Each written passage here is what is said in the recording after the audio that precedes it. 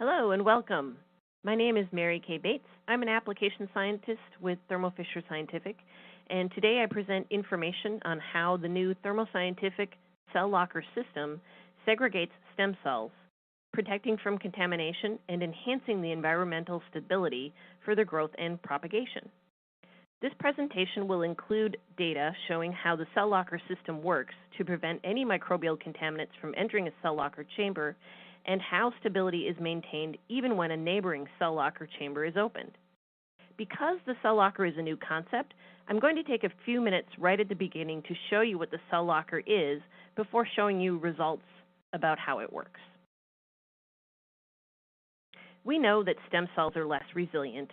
They're more fragile and sensitive than immortalized cell lines, which have been growing in culture for many decades.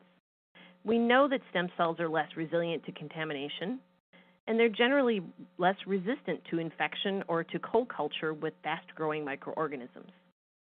Stem cells require comparatively more manipulation than traditional cell lines, almost always daily manipulation and handling. They require more care, and that handling puts the cells at risk of exposure to contamination from the air and from workers' normal flora on a greater basis than cell lines, which may only require handling every third day or so. Also, the growth media and reagents used for culturing stem cells are simply more expensive, such that any contamination is more costly when cells have to be discarded and experiments repeated. And stem cells are less resilient, more sensitive to changing conditions. They are more reactive to any triggers which could signal them to differentiate.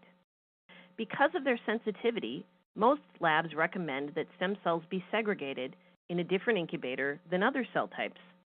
But we know this is not always possible due to space limitation in the lab or to limited funding to pay for another cell culture incubator. The cell locker system is a novel innovation which is designed into our newest line of CO2 incubators, the Thermo Scientific Aerocell Vios and Thermo Scientific Forma Stericycle 160-liter incubators. As shown here, the traditional incubator is subdivided into 6 polycarbonate chambers, which can stay in the incubator or they can slide out. Each cell locker has its own door, but the full inner incubator door can also be open for cleaning. The incubator itself features a proven 12-log dry heat sterilization cycle, in-chamber HEPA filtration and sensors, and covered protected water reservoir. The entire incubator chamber can also be optional 100% pure copper. Each cell locker itself is made of the same polycarbonate that makes up most cell culture dishes, and it contains an optional transport door in case you want to carry the cell locker chamber out of the incubator, protecting your cells from the incubator all the way across to the hood or down the hall to another lab. The cell lockers are autoclavable up to a maximum of 12 times. Both sides of each cell locker chamber include an easily replaceable 0.2 micrometer membrane filter, which permits air circulation but prevents transmission of particles into or out of the cell lockers when the door is closed. So each cell locker is essentially a small quarantine incubator for isolating projects, users, or cell types. The cell locker system is easily configured to fit the way your lab works. You can use it to segregate different cell types, users, or experiments to isolate and protect them from other work. For example, if you previously had one incubator that was only for induced pluripotent stem cells, now you can keep these cells in the same incubator with your other cell types with no worries, saving space in the lab and reducing the number of incubator stacks you need. To gain access to your cells, simply open the outer heated incubator door and then open the smaller individual inner door for each cell locker. To give you an idea of the size, each cell locker chamber holds 9 T75 flasks or up to 28 multi-well plates. An optional sliding work tray gives you easy access to your flasks, dishes, or plates. Each chamber includes the optional sliding work tray, and that includes some tip protection to protect your dishes. Each cell locker also includes the optional transport door. If you never removed the cell locker chamber from the incubator, you probably would not use the transport door. But if you want to carry an individual cell locker to your cell culture hood or to a lab down the hall, the transport door would extend the protection of the cell locker as you carry your cell culture vessels. So now you have a better understanding of the cell locker system. Let me show you why we invented the cell locker system and some data from our extensive testing to show how it will protect your stem cells from contamination and preserve their ideal culturing environment. We know from our own surveys of more than 1,000 people globally that about 87% of scientists culturing cells experience at least one contamination event each year, and many of us have more than one event each year. There are some reasons for this, but a big one is that contamination comes from us. Humans carry an average of 10,000 microorganisms per square centimeter on our skin. And from those normal flora, combined with microorganisms in the environment, even indoor air carries between 30 and 1,000 microorganisms per cubic meter. Mycoplasmas are the most common cell culture contaminant, with up to 15% of cultures in the United States contaminated, up to 80% contamination in Japan, and an average of 35% contamination in Europe and the rest of the world. We know that mycoplasmas cause widespread effects. Because of their ubiquity and their effects on cells, they are the most serious contaminant for cultured cells. Mycoplasmas come from humans and from other cultures. Technically, mycoplasmas are bacteria, but they are much smaller than most bacteria, and so they can grow in your cultures to very high densities without detection. Also, mycoplasmas have no cell wall, so they are resistant to most antibiotics, which are directed against the peptidoglycan in the bacterial cell wall. Mycoplasmas affect the host cell's metabolism and may affect the morphology. They can cause chromosomal alterations and damage the DNA and provoke cytopathic responses in the cells. All of these alterations mean that your cells will not respond normally in your downstream assays. The only way to know for sure if your cells are carrying mycoplasma is to test regularly. Statistics show that the incidence of mycoplasma is inversely proportional to the amount of testing, because if you test, you can detect a contamination and limit the spread and the damage. So we thought about how much a mycoplasma contamination could cost a stem cell lab. Of course, this cost estimate varies widely depending on the lab itself, how many people are involved, the time required to fight a contamination, the type and cost of the stem cells, and so on.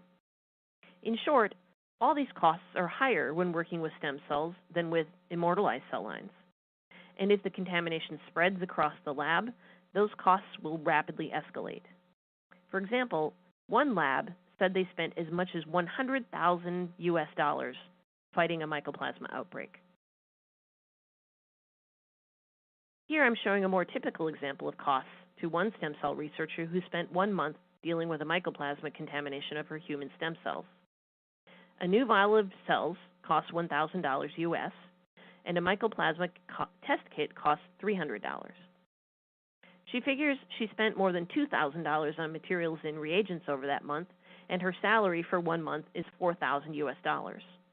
And all her other work stopped because all she could do was work to eliminate this contamination.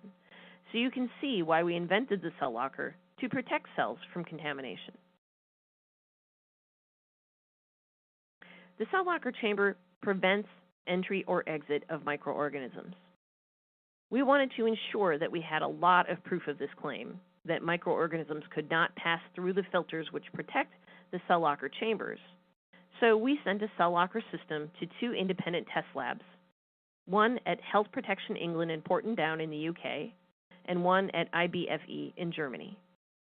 All told, these independent labs performed over 15 rounds of testing with 3 very small bacteria, including Staphylococcus aureus, which is about 0.8 micrometers in size, Bravundamonas diminuta, which is about 0.2 micrometers, and is the accepted test organism for testing 0.2 micrometer pore size, And finally, Mycoplasma orale, one of the most common cell culture contaminants, which ranges from 0.1 to 0.6 microns in size.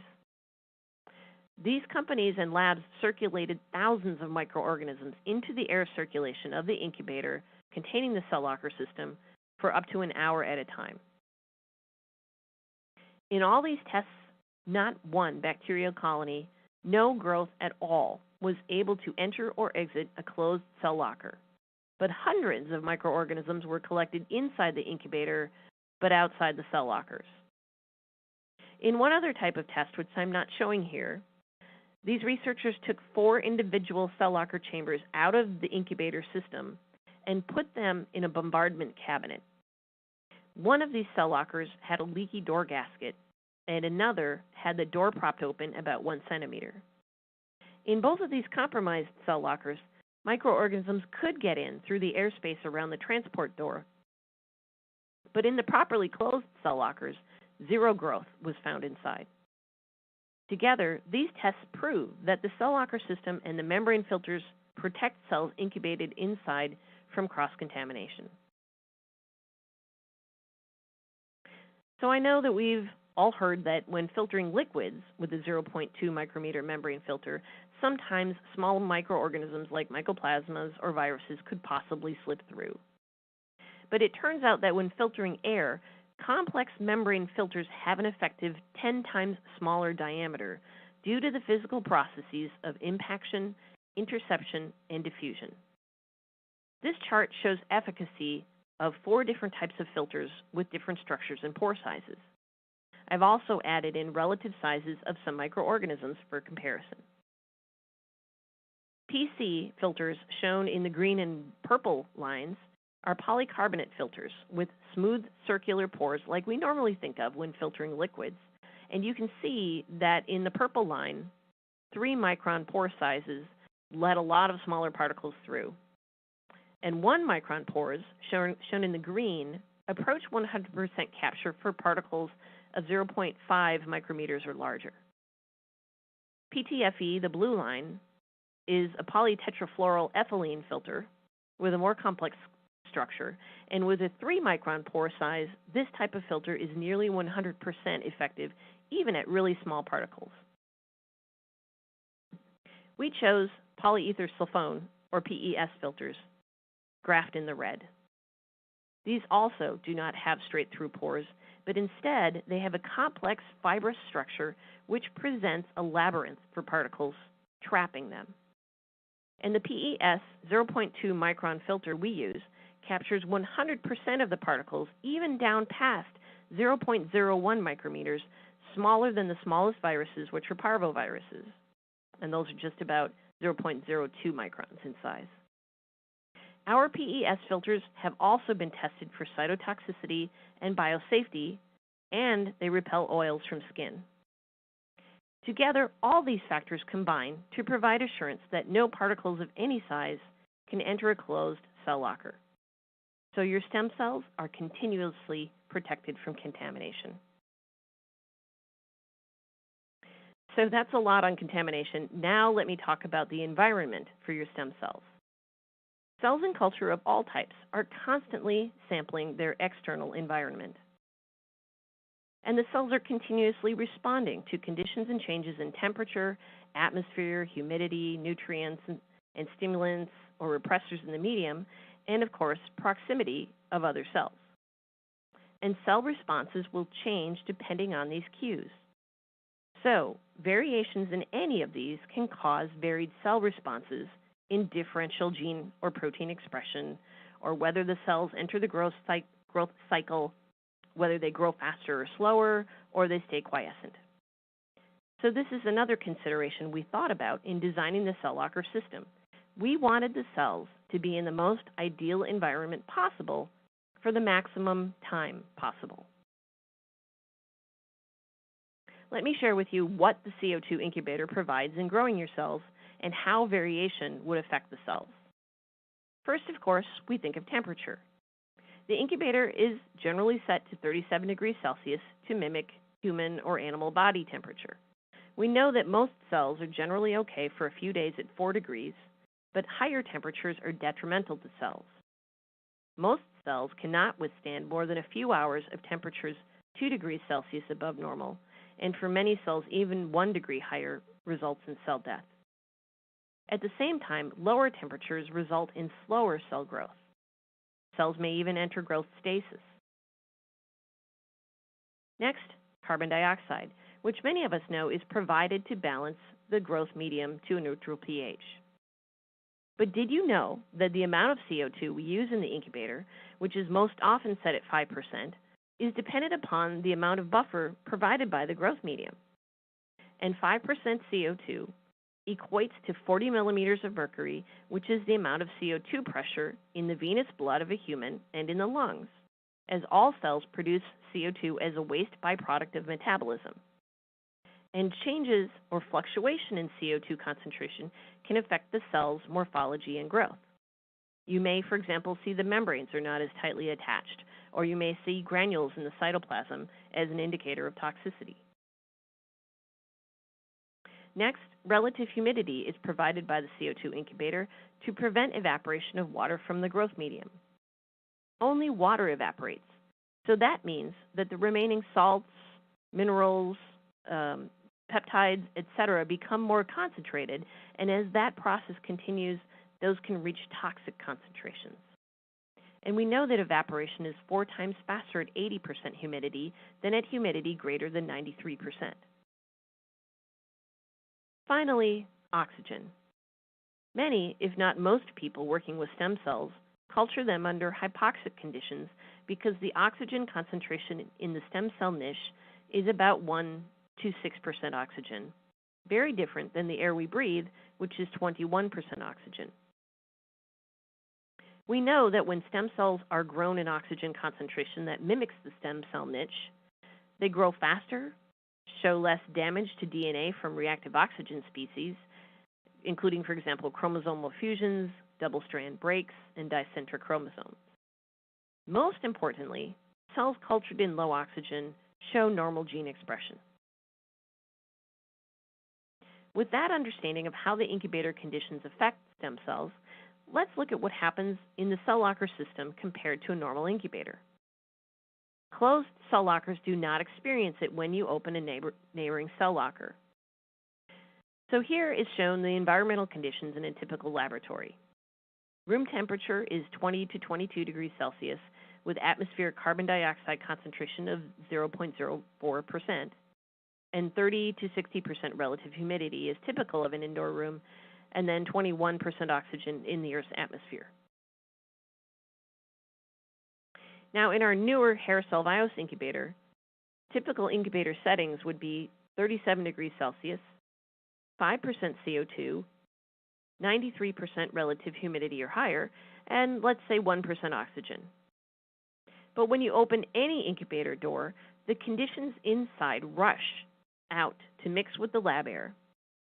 And in this incubator, we see that the incubator temperature drops to about 30 degrees, CO2 drops to below 1%, relative humidity to below 30%, and oxygen goes up to 19 to 21%. All of these conditions will be reestablished to the incubator setting in 10 minutes or so following a 30-second door opening, and in most incubators, recovery is actually much slower than this. For sensitive cells such as stem cells, that door opening can be very disruptive to their growth, and of course, this effect is multiplied every time you open the incubator door. So if you are sharing an incubator with others because you don't have space or funding for multiple incubators, you can see how your cells may not spend much time at all during the day at their ideal conditions. Now, let's look at what happens in the cell locker system. When you open one of the 6 cell lockers, the closed cell lockers maintain 37 degrees, 5% CO2, 93% humidity, and oxygen remains very low. Let me show you in a graphic form that when you open one cell locker chamber, the remaining 5 chambers maintain the ideal growth environment. Here, I'm showing the recovery when opening one cell locker for 30 seconds, a very long door opening. You can see that the temperature drops and rapidly recovers to 37 degrees. A similar fast recovery happens for relative humidity and CO2.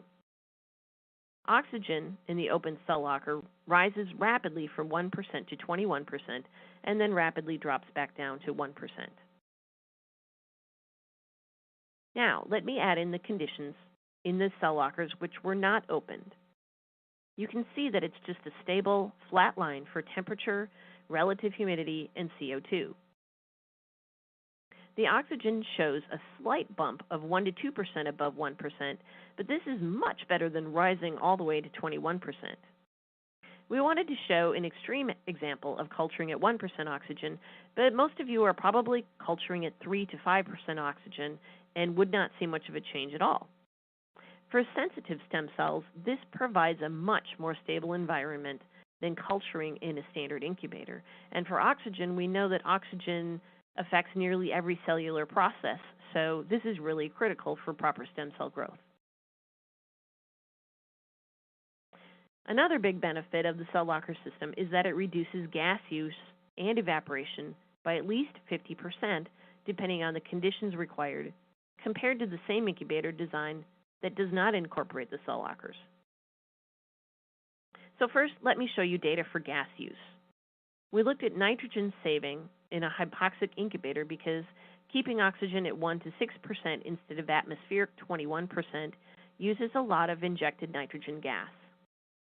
If you never open any of the doors in the cell locker system, as shown in the first line in this table, then the cell locker system uses slightly more gas because all of those gaskets around the individual doors let a little gas through.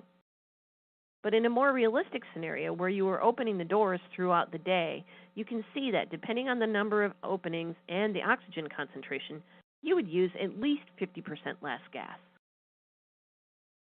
So if we look at the most common example, for 6 30-second door openings using 3% oxygen, this scenario, the cell locker system uses 60% less nitrogen.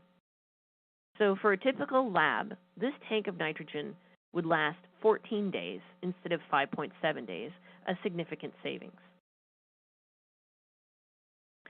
Now, let's look at evaporation. We tested evaporation using 15 grams of water in 3 dishes each in all 6 cell lockers and found an average evaporation rate of 0.6 grams of water lost per day, and you can see that it's very uniform across all of the cell lockers. That evaporation rate compares to our standard hair cell Vios incubator, which itself has very low evaporation with a rate of 1.3 grams of water lost per day. So, if you are using a lot of 96 well and 384 well screening assays, and you struggle with edge effect or drying, this cell locker system savings of more than 50% reduction in evaporation is a benefit to you. And using 50% less carbon dioxide or nitrogen gas is a benefit to everyone. Now, we did have a few labs do beta testing on the cell locker system for us, and one of those labs works with induced pluripotent stem cells. They had worked very hard to optimize their system, and they work in a GMP clean room, so everything is carefully documented, making them an ideal beta tester.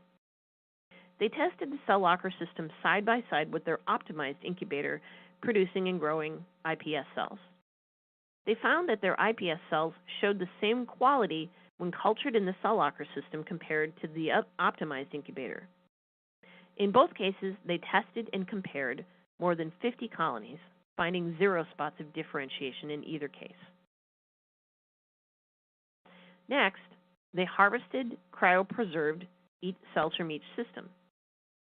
When they thawed and regrew the cells in their optimized system and in the cell locker system, they found that the iPS cell colonies showed the same quality.